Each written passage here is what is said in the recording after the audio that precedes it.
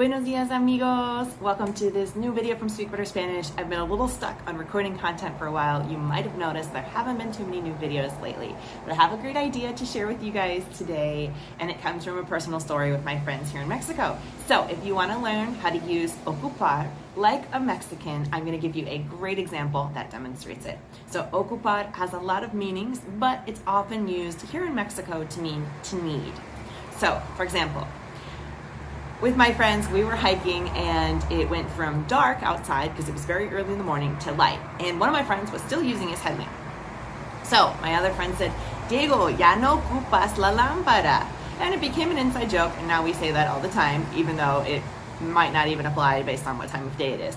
So, no ocupas la lámpara, you don't need the lamp. The same thing as no necesitas la lámpara. So in that way, we can use ocupar exactly the same way we would use necesitar in Spanish.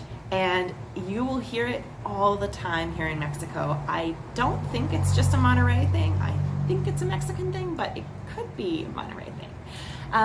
But in any case, yeah, so we can use it for a lot of different examples. Like, if I'm gonna go for a hike, I might say, ¿Qué ocupo para la caminata? O ¿Qué ocupo para el recorrido? So what do I need? What do I need to have? What do I need to bring? What type of equipment do I need?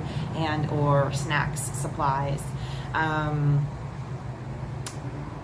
Or even we could say, if someone offers you something and you don't need it, you can say, no gracias, no lo ocupo.